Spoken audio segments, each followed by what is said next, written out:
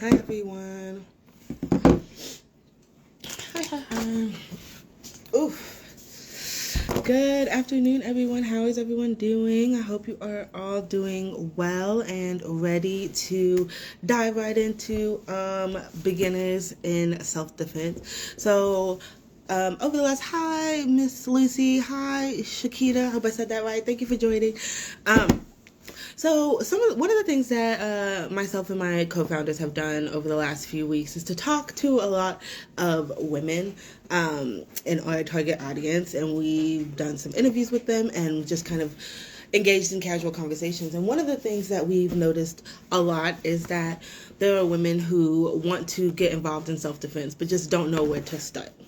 And that was the catalyst of this, what I'm hoping is going to be a live series or a webinar series on how to start your journey with self-defense. I'm looking over here because I've got some notes. But yeah, so this is just the kind of talking about how to start your self-defense journey, some key definitions and key components that you need to know, and how we at Beyond Defense can help you with your beginning journey in self-defense. Excuse me. So let's just go ahead and dive in. First, let me introduce myself. My name is Kane Twyman. I'm a co-founder of Beyond Defense, where we empower women to protect themselves with safety information and self-defense weapons. And so one of the things that we do is, one, we sell self-defense weapons in a personal protection kit. It has 5 items, and it's really great for beginners and really great when you're trying to figure out like what weapons are best for you, what you want to use. And it's a really convenient way to have everything that you need self-defense wise in one place. Sorry, just one second.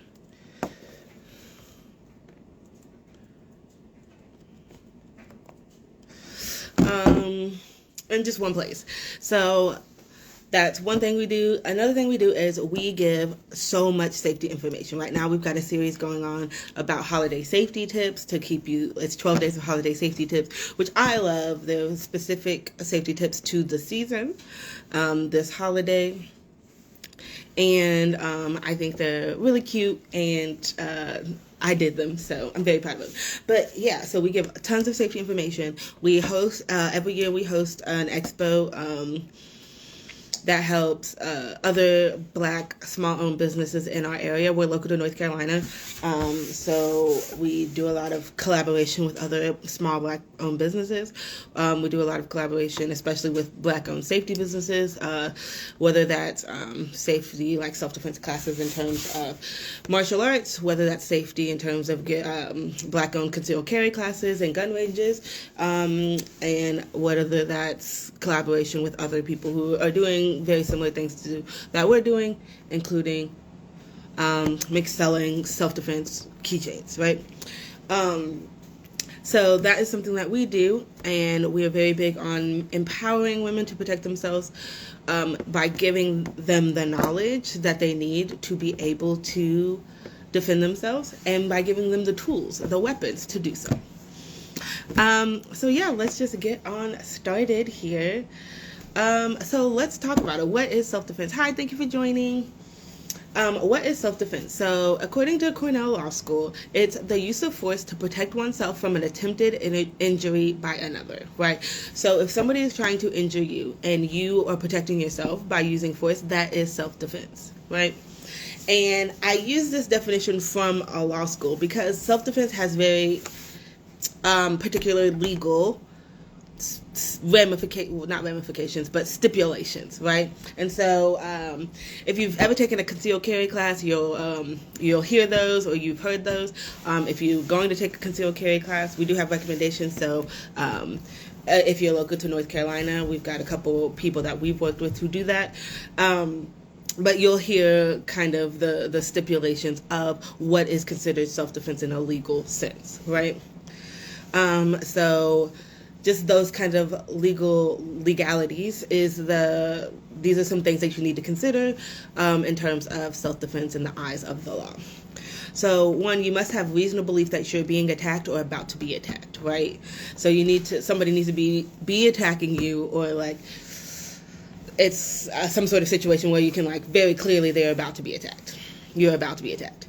So you try and, like, retreat or de-escalate or, like, run away or get away before taking the steps to physically defend yourself, right? So it needs to be like you reasonably did all you could to de-escalate the situation before, like, resorting to force.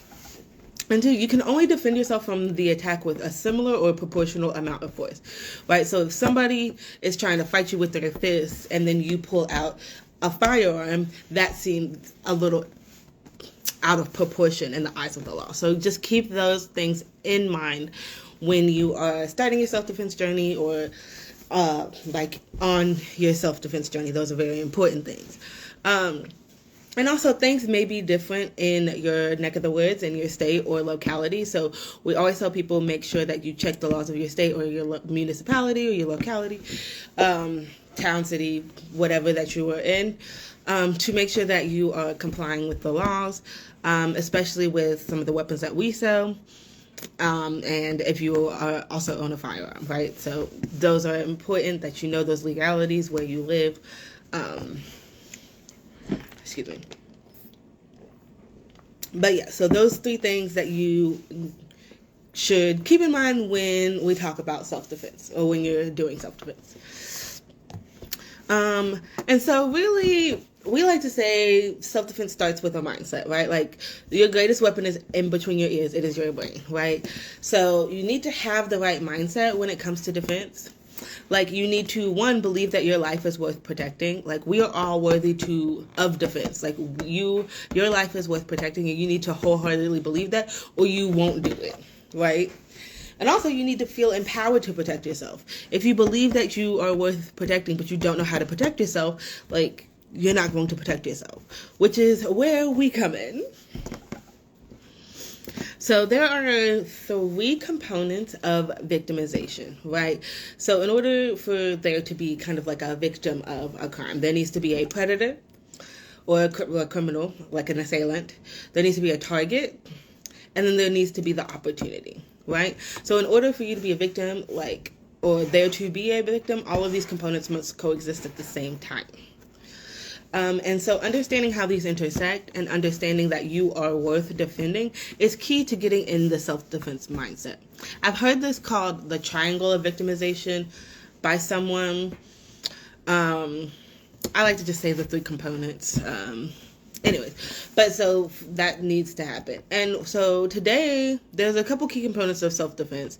But the one we're going to talk to today is everybody's favorite, situational awareness, which will help decrease the opportunity part of those components. So that you do not become a victim of a crime. So these are I'm just going to list some key components of self-defense. I'm going really fast. Okay.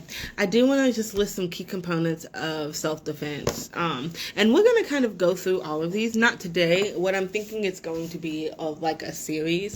So this is just kind of like an introduction of this webinar series that we are going to be putting on. So some key components of self-defense are situational awareness, which, as you know, is our favorite thing to talk about because it can get you out of so many potentially dangerous situations before they even begin, right?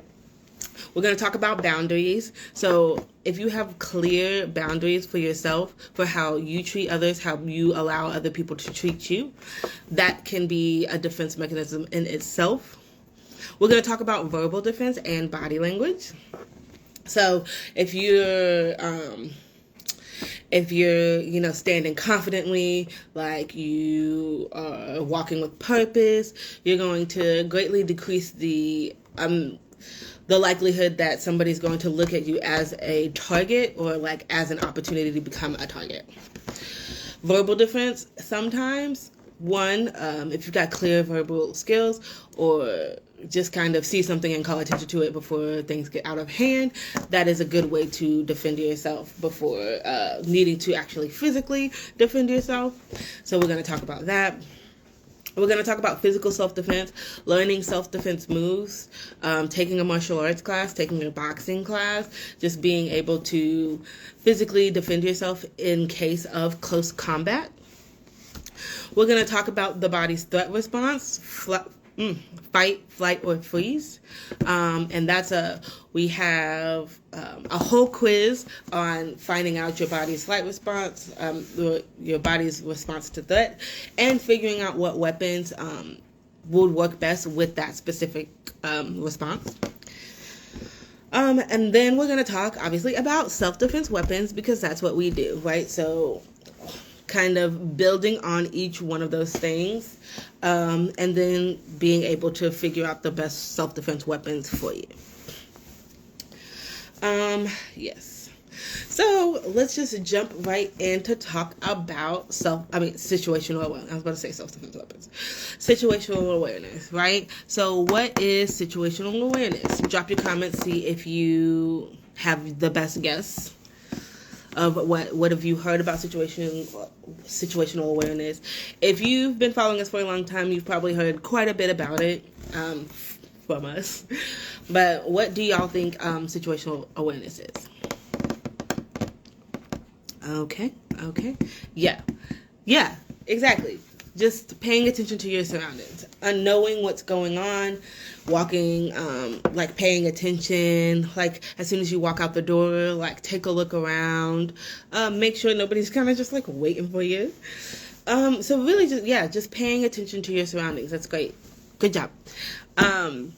So the best defense is always going to be prevention. It literally is. It's always going to be prevention. They always say the best defense is a good offense. That is so true. That's true in whatever sport that was. I don't know what sport they say that in. I'm so sorry. But it's good in sports. It's good in real life, right? So if you take kind of an offensive approach to paying attention to your surroundings, to paying attention to your surroundings, to knowing what's going on in any situation. And I'm not saying it to be you need to be paranoid and watch everybody everywhere you go. But you need to be paying attention, right? So going into a party and getting caught off guard if somebody start arguing. I'm very in tune to what's going on around me at all times. So if I even just sense a little shift in the air, I'm gonna leave. So it's just really important to pay attention. If you're walking into a store, out of a store, paying attention to who's in the parking lot, who's by your car, who's doing what. It's just really important to kind of do a survey of what's going on around you. So you know that if you're in a potentially dangerous situation, then you can get out of it very quickly. Hi, but goodbye. So that's what we are talking about when we say situational awareness. Excuse me. So that's what we mean when we say situational awareness, right? Especially if you have a family or kids, you want to start teaching them young that they need to be paying attention, and they need to know kind of what a potentially dangerous situation can look like. Right? So if you're walking and then you kind of hear some yelling, most people are going to be oh, this is rough. And things are going to be maybe we need to leave pretty soon, right? But also kind of body language too. So if you're walking with someone and you just kind of see somebody gearing up to fight, maybe, if you know what that looks like, whether or not or they're making movements to pull out, maybe they got something on them, they're a firearm, and they're maybe potentially starting to make those movements. If you're aware of what that looks like, then you know it's a situation to get away from, right?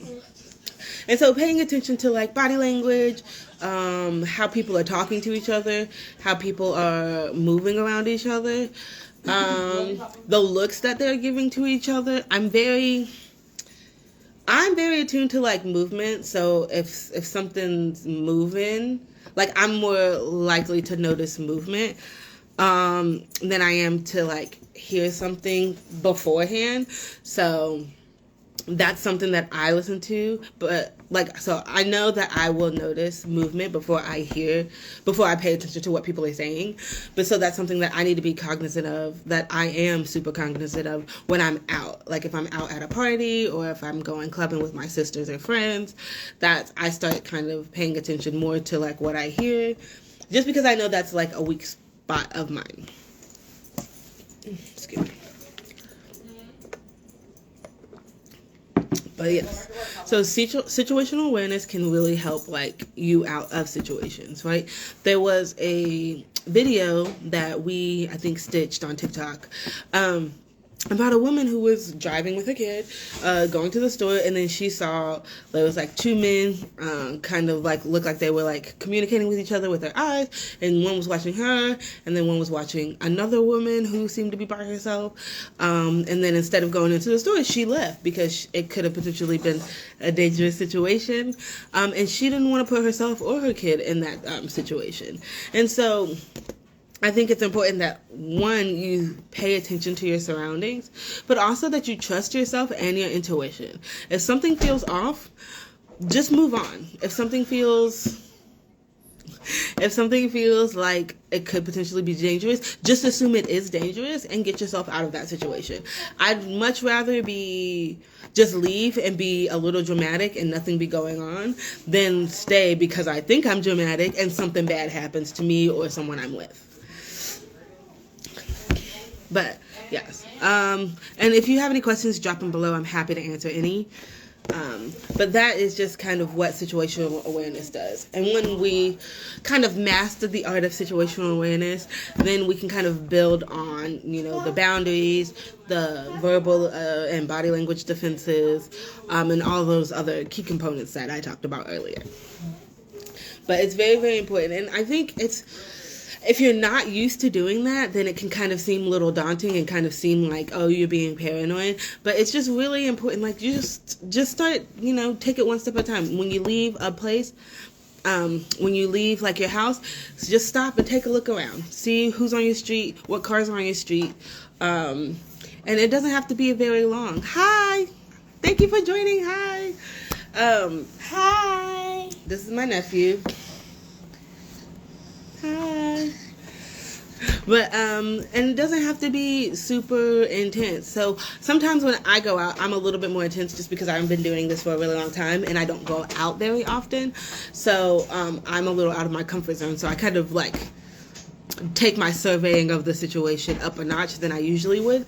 But you would just be surprised at how often, like if you just take a look around your parking lot, if you just take a look around your parking lot or the cars on your streets, so like what cars are supposed to be there, then it's just going to be so much easier when you see that there's a car there that's new or is not supposed to be there, right? And I'll tell you a little example about this. It's not it's related, it's not to cars, but so I have a dog, so I know where every dog in my neighborhood lives. And so I know who has dogs. I know the owners of the dogs, and I know the dogs, because sometimes my dog is friendly and sometimes he is not. And so when there's a new dog that I've never seen before, I immediately notice it and I take that into consideration. And so there was one time a few weeks ago where I saw a dog that I've never seen before, and I was like, whose dog is that? That's a new dog. And so I was a little bit like, I was like, why is this dog in the neighborhood? Like, are they just walking through? Did somebody move?